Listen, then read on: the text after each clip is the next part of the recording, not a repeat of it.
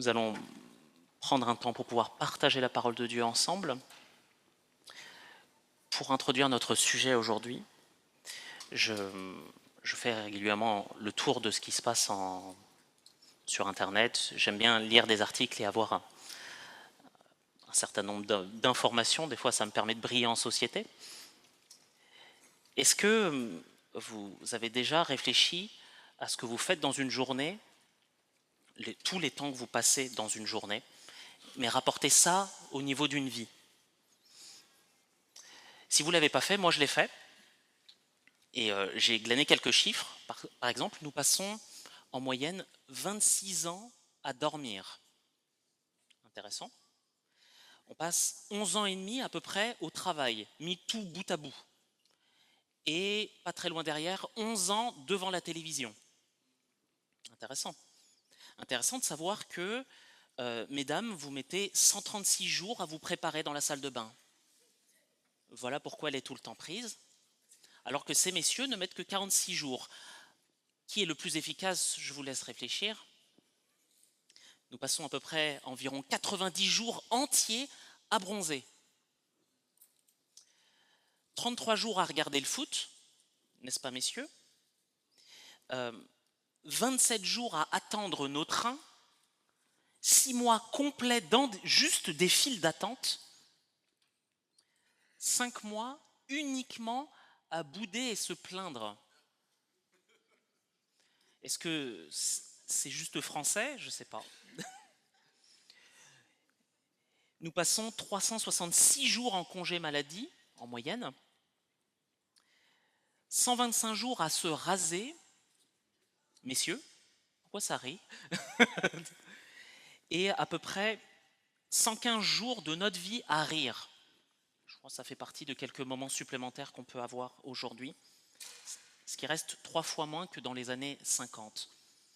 Si on passe sur cette note humoristique pour pouvoir introduire notre sujet, on constate de plus en plus que le temps que nous disposions, si on dit que le temps c'est de l'argent, c'est difficile des fois de dégager du temps pour pouvoir faire des choses qui nous plaisent, qu'on peut prendre ce temps-là pour pouvoir avoir du temps de plaisir, du temps de lecture, du temps à mettre à part pour sa famille. Et il faut de plus en plus s'organiser pour pouvoir avoir le temps nécessaire. Savez-vous que la Bible parle du temps? On l'a vu un peu la semaine dernière, que le fil du temps n'est en fait qu'une succession de moments précis où nous faisons des choses. Ecclésiaste chapitre 3 nous dit qu'il y a un temps pour tout, sous le soleil. Mais nous traversons cette vie avec finalement un capital temps que Dieu nous donne. Et voilà ce que nous croyons, c'est qu'il faut faire des choix. Et même si on ne fait pas de choix dans sa vie, c'est en faire un. Si on décide de prendre plus de temps pour dormir, c'est peut-être moins de temps pour pouvoir aller voir sa famille. Si on prend plus de temps pour rester en famille, c'est peut-être moins de temps pour pouvoir apprendre une nouvelle compétence, avoir moins de temps pour la lecture. Bref, il faut faire des choix. Et c'est important quand on a la tête dans le guidon, et peut-être en ce mois d'été, on peut avoir un peu plus de temps pour réfléchir, que de faire un pas de recul et essayer de considérer un peu sa vie, comment on l'agence, de quelle manière on choisit de passer du temps. Nous allons exposer un texte de l'Écriture aujourd'hui qui nous parle de cette question et qui nous montre que notre temps est court, ça nous le savons, mais alors que nous puissions tourner nos yeux vers le Seigneur et que nous puissions le suivre pour la gloire de son nom. Je vous propose de faire une lecture dans le psaume au chapitre 90.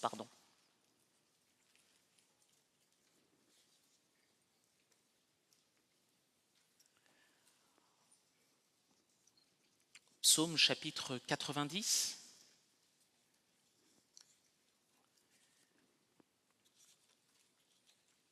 Pour ceux qui n'ont pas de Bible, il y en a de disponibles à l'entrée. Nous allons lire dans la version second 21. Donc, s'il y en a qui puissent lever la main, que l'équipe d'accueil puisse vous en fournir une si nécessaire. Lisons dans le psaume 90. Prière de Moïse, homme de Dieu. Seigneur, tu as été pour nous un refuge de génération en génération. Avant que les montagnes soient nées, avant que tu aies créé la terre et le monde, d'éternité en éternité, tu es Dieu. Tu fais retourner les hommes à la poussière et tu leur dis, Fils d'Adam, retournez à la terre. Car 1000 ans sont à tes yeux comme la journée d'hier, elles passent comme le quart de la nuit. Tu les emportes, semblables à un rêve, qui le matin passe comme l'herbe. Elle fleurit le matin et elle passe. On la coupe le soir et elle sèche. Nous sommes consumés par ta colère et ta fureur nous épouvante. Tu mets devant toi nos fautes et ta lumière éclaire nos secrets. Tous nos jours disparaissent à cause de ta colère. Nous voyons nos années s'éteindre comme un soupir. La durée de notre vie s'élève à 70 ans et pour les plus robustes à 80 ans. Mais l'orgueil qu'ils en tirent n'est que peine et misère, car le temps passe vite et nous nous envolons. Qui a conscience de la force de ta colère et de ton courroux pour te craindre? Enseigne-nous à bien compter nos jours, afin que notre cœur parvienne à la sagesse. Reviens, Éternel, jusqu'à quand? Aie pitié de tes serviteurs. Rassasie-nous chaque matin de ta bonté, et nous serons toute notre vie dans la joie et l'allégresse. Réjouis-nous autant de jours que tu nous as humiliés, autant d'années que nous avons connu le malheur. Que ton activité soit visible pour tes serviteurs et ta splendeur pour leurs enfants.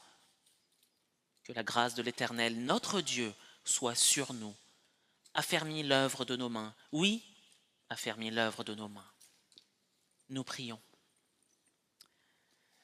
Éternel, nous nous présentons devant toi, ta parole ouverte, que tu puisses nous parler au travers de ta parole, qu'elle puisse briller dans nos cœurs, que nous puissions être attentifs à ce qu'elle dit et que nous puissions te rendre gloire en toutes choses. Viens-nous en aide, Seigneur. Amen. Enseigne-nous à bien compter nos jours. Et je vous propose d'exposer ce texte suivant ce plan. Enseigne-nous parce que notre vie est brève, parce que le péché y est présent et parce que Dieu est notre seul secours. Voilà le seul psaume de Moïse rapporté dans le livre des psaumes. Il y en a d'autres dans le Deutéronome, dans les premiers livres de la Bible, où Moïse cite un certain nombre de cantiques et de psaumes, mais dans le livre des psaumes, il n'y en a qu'un seul de lui, le psaume 90. Et en voyant le verset 13 à 17, on a l'impression que la situation est compliquée, la souffrance est présente. Aie pitié de tes serviteurs, jusque à quand? Pourtant, Moïse est un personnage qui a vu les grandeurs de Dieu dans sa vie. Son histoire est rapportée dans le livre de l'Exode, deuxième livre de la Bible. Il a été sauvé des eaux, alors que beaucoup d'enfants de sa génération sont morts, noyés dans le Nil, à cause de l'ordre du Pharaon. Lui, il a été recueilli par justement la famille de Pharaon, élevé comme un de ses fils. Il a grandi dans le luxe, dans une grande connaissance. Ce n'est qu'à l'âge de 40 ans qu'il s'est penché vers son peuple et qu'il a vu comment il a été maltraité. Il a essayé de défendre son peuple, il a tué un Égyptien et il a dû fuir. 40 ans passés dans le désert. À l'âge de 80 ans, alors que Dieu avait entendu et décidé que c'était à ce moment-là qu'il allait sauver son peuple de l'esclavage, il appelle Moïse à l'intérieur d'un buisson ardent. Il a vu des choses, Moïse. Il a été envoyé devant le Pharaon 10 plaies plus tard, où il a pu voir comment Dieu a surpassé les dieux de l'Égypte, contrôle la création comme lui l'entend. 10 plaies plus tard, le peuple entier sort sous la conduite de Moïse. Devant la mer Rouge, il frappe du bâton, Dieu ouvre la mer Rouge, il passe à pied sec. Et la mer se referme encore sur les Égyptiens. Il a vu de l'eau sortir du rocher pour abreuver tout ce peuple d'écailles pour le nourrir, la manne tous les jours fidèlement distribuée, à part le 6e où il y en avait pour 2 jours. Moïse a vu Dieu, la gloire de Dieu, passer de manière un peu voilée, sinon il ne pouvait vivre. Il est monté sur la montagne du Sinaï, a reçu de la part de Dieu la loi, les 10 commandements. Moïse a vu tellement de choses. Et c'est intéressant de voir les références qu'il fait au début. Il fait référence à la création au travers des montagnes, qui est un point de repère, quelque chose qui n'a pas l'habitude de bouger. Et pourtant, Dieu est avant tout ça. C'est lui qui les a placés pour être des repères pour nous. Oui, d'éternité en éternité. Dieu est Dieu. Il est créateur. Il ne bouge pas, il est la référence, un refuge, une haute retraite. Moïse démarre sa prière en s'appuyant sur le caractère de Dieu, sur ses qualités. Et je constate, pour moi-même en tout cas, quand je le lis à Bible, ou que je prie, j'ai tout de suite une tendance à vouloir appliquer tout de suite les choses pour moi. Comment ce texte est intéressant pour ma vie. Quand je prie, ah Seigneur, peut-être que j'ai besoin, tu vois ma situation. Et il se trouve que là, ce psaume, déjà dès le départ, nous indique que nos prières, nos temps de méditation, devraient plutôt se tourner sur la personne de Dieu. Peut-être se tourner en premier sur qui est Dieu, et on pourra s'appuyer dessus pour après venir à lui. Mais d'abord, réorienter nos prières et nos méditations sur les qualités de Dieu. Il est créateur, parfaitement juste, parfaitement saint. Il comble nos vies parce qu'il est venu nous chercher là où nous étions. Notre Dieu est merveilleux. Le psaume 19 montre encore dans la création comment Dieu a fait les choses et pourquoi il est digne d'être loué. Et plusieurs autres passages, un coucher de soleil, un ciel étoilé, l'infiniment grand et l'infiniment petit ont été l'œuvre de sa création et il mérite la gloire pour ça. L'éternité est une notion complexe, on a du mal, nous qui sommes ancrés dans le temps, à appréhender cette notion, à comprendre que Dieu était avant, il sera après, et qu'il est en dehors de notre temps. Mais c'est avec cette notion que Moïse veut faire un contraste. D'éternité en éternité, tu es Dieu. Et du verset 3 au verset 6, il va montrer combien la vie de l'homme est courte. Verset 3, Dieu est au commandement de la vie. Il dit aux hommes de retourner à la poussière et ils le font. Une référence claire à la Genèse, quand Dieu a créé les hommes, Genèse 3, 19, la condamnation après le péché, car tu es poussière et tu retourneras dans la poussière, telle est notre destinée. Du verset 4 au verset 6, plusieurs images pour montrer à quel point l'homme passe. L'homme est fragile. Le contraste entre 1000 ans et un jour, et même pas un jour, le quart d'une nuit. Dans d'autres traductions, vous avez une veille de la nuit. La nuit était composée en 4 parties, donc même pas une journée, même pas une nuit complète, un quart de nuit. Notez ici qu'il n'est pas question de commencer à faire de l'arithmétique et de dire que pour Dieu, un jour, ça fait 1000 ans pour nous, donc on peut essayer de calculer des choses. Ces données sont à valeur de comparaison parce qu'aucun homme n'a vécu 1000 ans. Personne ne sait réellement ce que c'est que de vivre 1000 ans. Pour Dieu, lui, c'est complètement hors du temps. C'est simple. Deuxième image avec le rêve. Vous vous réveillez, quelquefois vous vous en souvenez, quelquefois même pas. La vie de l'homme, c'est comme ça. Pour Dieu, elle passe. Et enfin, l'herbe, qui le matin est là, présente, et le soir est coupée, et elle sèche. Un peu comme le début de la vie, où il y a de la vigueur, puis à la fin, le soir, correspondant à la vieillesse, et puis à la mort, comme l'Ecclésiaste 12 nous le dit. L'affirmation est claire. Dans la perspective d'éternité, l'homme, c'est pas grand-chose.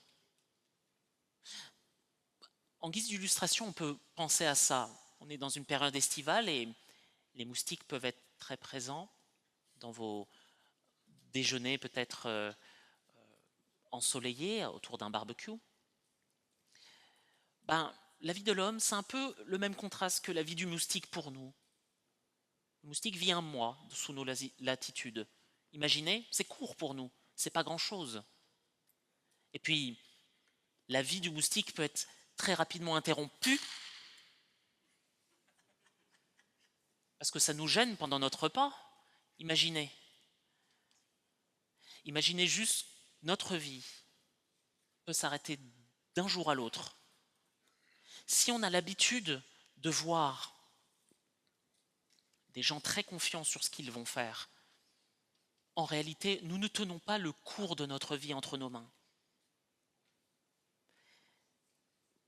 Dieu nous fait grâce qu'on ne pense pas à longueur de journée à cela, à cette épée de Damoclès où la mort va un jour arrêter notre vie sur cette terre.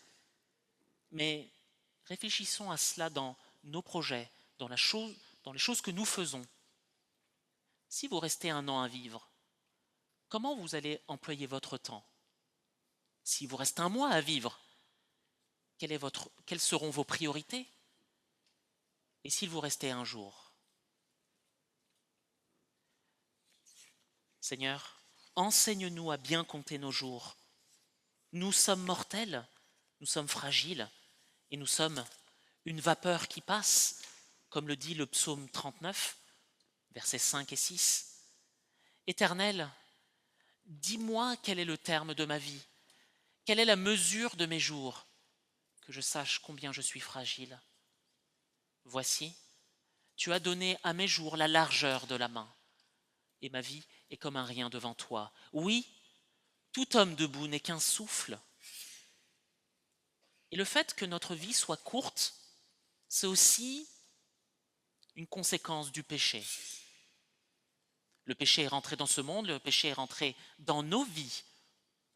Et voici une de ses conséquences. Notre vie est courte sur cette terre. Oui, Seigneur, enseigne-nous à bien compter nos jours parce que le péché est présent. Moïse rappelle cette partie importante de l'histoire qui nous impacte tous. L'homme a décidé de choisir pour lui-même.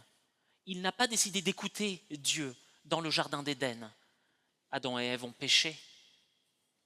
Ils ont décidé de ne pas suivre ce que Dieu disait. Ils ont décidé de gérer le bien et le mal comme eux l'entendaient. Résultat, la colère de Dieu est sur l'homme. Il est pécheur et il mérite son juste jugement. Moïse aussi a vu la colère de Dieu s'enflammer, pratiquement, quand il a conduit le peuple dans le désert jusqu'à la terre promise. Certains se sont rebellés contre Dieu. Ils ont décidé que Moïse n'était pas celui qui était le seul envoyé par Dieu. Beaucoup sont morts. Ils ont décidé de murmurer à chaque fois, de ne pas faire confiance à Dieu. Ils ont méprisé Dieu et son envoyé. Certains se sont fait mordre par des serpents brûlants, ont décidé de ne pas regarder la solution que Dieu avait donnée à Moïse, de regarder au serpent d'airain élevé. Certains ont décidé de se rebeller et sont morts engloutis par la terre. Et pire de tout, les envoyés dans le pays promis, la majorité, ont découragé le peuple et ont dit on n'y arrivera pas. Dieu nous a envoyés dans le désert pour mourir. La colère de Dieu est réelle, palpable, et elle est méritée. C'est pourquoi les termes au verset 7 sont durs. Nous sommes consumés par ta colère. Ta fureur nous épouvante. Dieu voit toutes choses dans nos vies et il a raison d'être en colère parce que notre Dieu est un Dieu saint. Il n'est pas dans notre catégorie à nous. Il ne se compare pas à nous.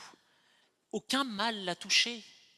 En lui, il n'y a pas un tout petit peu de mal qu'il gère. Il ne gère pas ça parce qu'il n'y a pas de mal en lui. Quand il fait le bien, c'est de son propre fond qu'il le fait. Notre Dieu est un Dieu saint et le péché est une offense à sa sainteté, comme des taches sur un vêtement blanc, si notre Dieu n'était pas un Dieu saint, il était parfaitement juste, parfaitement bon, mais pas saint, imaginons. Alors il n'y aurait pas besoin de Jésus pour notre salut. Il n'y aurait pas eu besoin que quelqu'un paie pour nos fautes devant lui.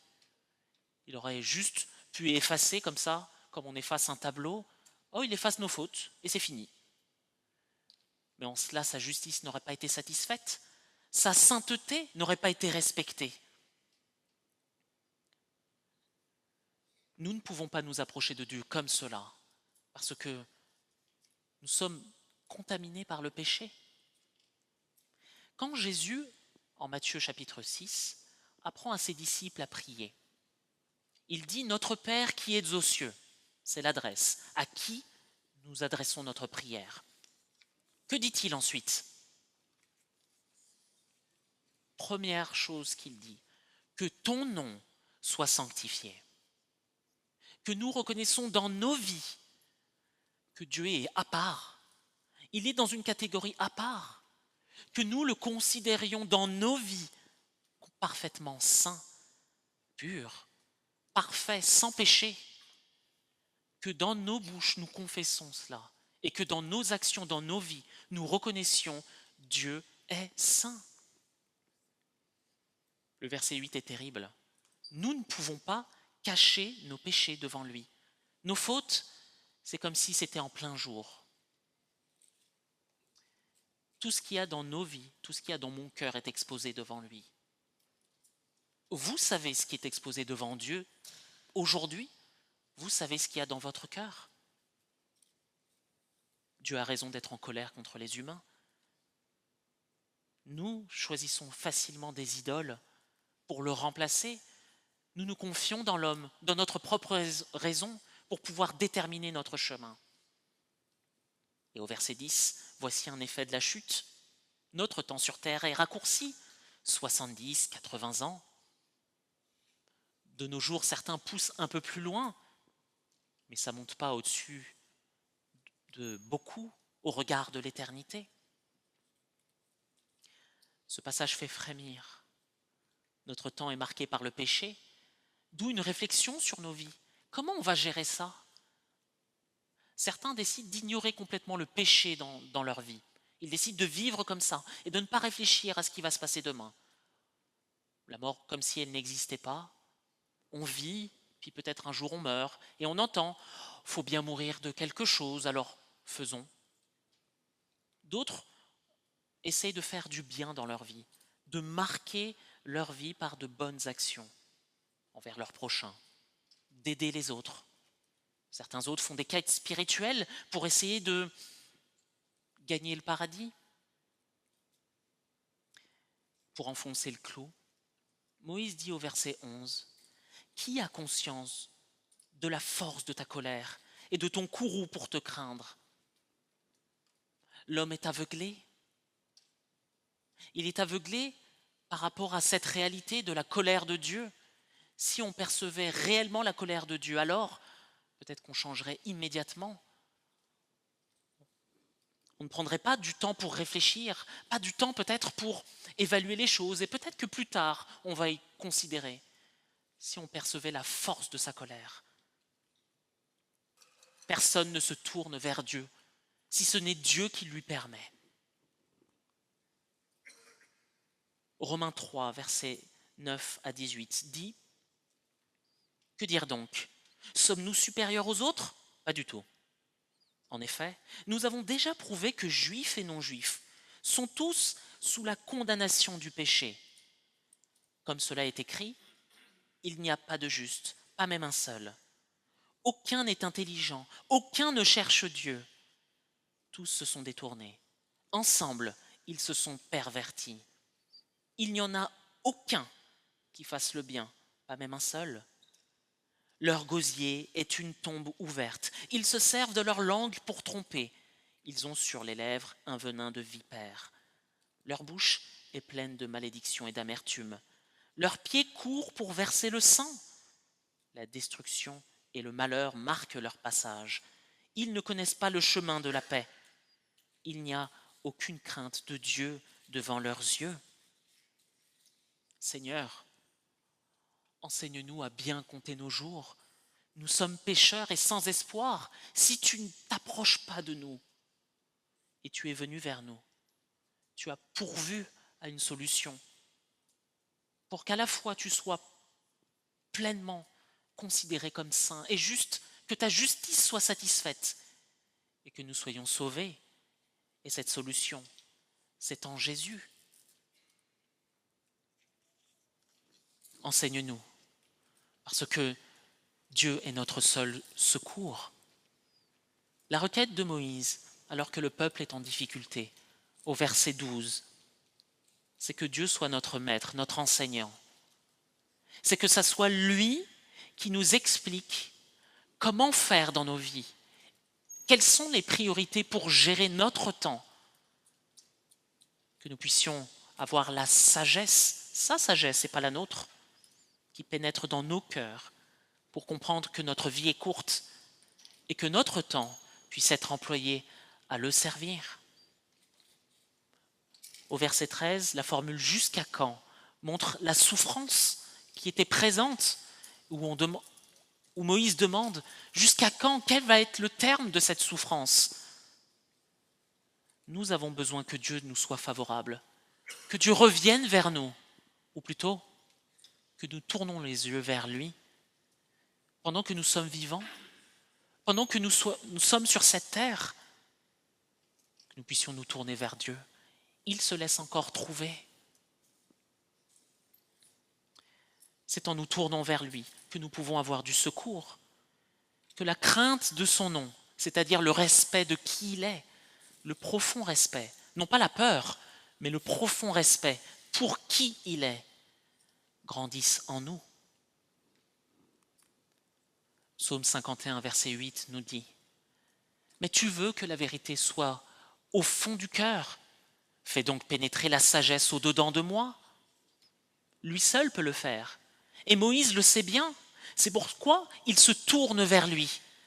Lui qui a vu comment Dieu a donné des solutions pour sauver le peuple, comment Dieu a nourri le peuple pendant les 40 ans. Les vêtements ne se sont pas usés. Les pieds n'ont pas enflé alors qu'il marchait dans le désert. Il a pourvu à l'eau et à la nourriture pour son peuple. S'il l'a envoyé sur cette voie, c'est qu'il allait prendre soin de son peuple pour la grandeur de son nom. D'où la suite, verset 14. « Si Dieu nous rassasie de sa bonté chaque jour, alors notre vie sera changée. Alors nous serons réjouis, nous saurons vivre malgré les épreuves dans la joie de notre Seigneur. » Verset 15. « C'est Dieu qui accorde des temps plus ou moins heureux dans nos vies. Il faut que nous croyions cela. C'est lui qui le fait. » Nous avons la facilité à croire que l'ennemi nous envoie un certain nombre de choses mauvaises, comme si l'ennemi avait autant de pouvoir que Dieu. Ce n'est pas le cas. L'ennemi et Dieu ne font pas match égal. Dieu surpasse en tout point l'ennemi. En tout point, le diable est vaincu. Si Dieu permet certains temps plus difficiles et plus ou moins longs, c'est qu'il veut aussi tirer gloire de cela, nous apprendre à dépendre de lui. Il est notre subsistance. Il est celui qui pourvoit pour nous à chaque instant. Dans la douleur, la difficulté réelle où nous pouvons souffrir réellement, il est présent. Il est agissant. Nous pouvons nous confier en lui, mais nous pouvons demander comme à Moïse qu'il nous réjouisse autant de temps qu'il nous a humiliés, qu'il nous réjouisse autant de temps que nous avons vu le malheur. Et la manière de se réjouir, c'est aussi de voir son activité, de voir Dieu à l'œuvre dans nos vies. Quelle grâce de voir certains qui étaient dans des difficultés s'en sortir, des personnes malades guérir et témoigner de combien Dieu les a fait grandir. C'est une joie pour nous. Et de voir notre Dieu, se manifester à nous et à la génération qui arrive, à nos enfants. Mais quelle grâce! C'est Dieu qui change les choses. À lui soit toute la gloire. Je demande à l'Éternel une chose que je désire ardemment. Je voudrais habiter toute ma vie dans la maison de l'Éternel, pour contempler la magnificence de l'Éternel et pour admirer son temple. Nous voulons voir cela. Nous voulons voir cela dans nos vies, le voir pour nos enfants. Comme il le dit en Exode 20, lui qui fait miséricorde jusqu'en 1000 générations à ceux qui m'aiment et qui gardent ses commandements. Oui, que nos jours sur terre nous voient nous tourner vers Dieu, abandonner nos anciennes voies. Lui, il est notre seul secours. Il est fiable. Le verset 17 termine avec « Que la grâce de Dieu soit sur nous ». Comme au verset 1er, Moïse disait que Dieu était un refuge, sa haute retraite. Il demande qu'il lui soit de nouveau favorable, que sa grâce, vous avez peut-être dans votre addiction sa tendresse, sa bonté, le terme hébreu, le hesed, est un terme riche pour montrer encore combien Dieu peut être attaché à sa créature, combien il veut faire du bien à sa créature et qui montre tout son caractère.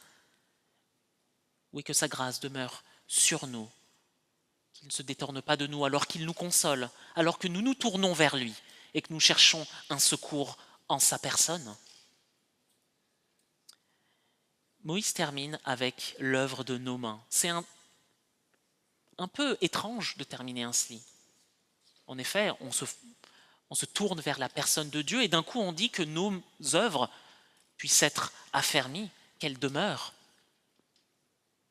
En fait, Dieu nous a donné un temps à vivre sur terre et dans sa sagesse, il nous demande de l'employer pour sa gloire. Mais ce n'est pas uniquement par nos forces que nous allons réussir à faire quelque chose pour Dieu. Comme nous l'avons entendu plus tôt lors de la scène, c'est Dieu qui nous donne cette puissance-là, qui nous donne cette force pour pouvoir accomplir des œuvres qui l'honorent. Philippiens 2, versets 12 et 13 nous dit « Ainsi, mes bien-aimés, vous qui avez toujours obéi, non seulement quand j'étais présent, mais bien plus encore maintenant que je suis absent, mettez en œuvre votre salut avec crainte et profond respect. En effet, c'est Dieu qui produit en vous le vouloir et le faire pour son projet bienveillant. » Éphésiens 2, versets 8 à 10. En effet, c'est par la grâce que vous êtes sauvés, par le moyen de la foi. Et cela ne vient pas de vous, c'est le don de Dieu. Ce n'est pas par les œuvres, afin que personne ne puisse se vanter. En réalité, c'est lui qui nous a fait. Nous avons été créés en Jésus-Christ pour des œuvres bonnes que Dieu a préparées d'avance, afin que nous les pratiquions.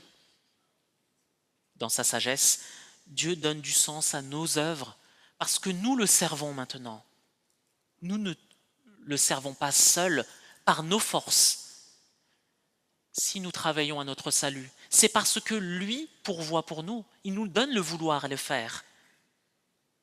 Si nous entrons dans ses œuvres, c'est parce qu'il les a préparées d'avance afin que nous les pratiquions. Alors, question pour nous, dans les œuvres que nous pratiquons aujourd'hui, est-ce que nous mettons en œuvre notre salut au travers des œuvres que nous pratiquons pour notre Dieu? Qu'en est-il de notre service? Qu'en est-il de notre temps que nous passons par rapport au temps qu'on pourrait peut-être passer à œuvrer pour notre Seigneur? Comment gérons-nous ça dans nos vies? Oui, il est un temps où on peut réfléchir. Et comme le dit Paul en Éphésiens 5, rachetons le temps, car les jours sont mauvais. Oui, Seigneur, enseigne-nous à bien compter nos jours, afin que nous puissions te craindre, toi, notre seul secours. Que nous puissions te servir dans le respect de ton nom, employant notre temps et notre énergie pour que ton royaume avance, pour proclamer ton nom. Un théologien disait, l'homme ne sent bien sa fragilité que quand il connaît la colère de Dieu. Oui, nous sommes fragiles devant l'éternité de Dieu, devant sa sainteté, nous sommes petits. Mais notre Dieu s'est approché de nous. Quelle grâce! Nous ne pouvions pas l'atteindre, il est venu jusqu'à nous.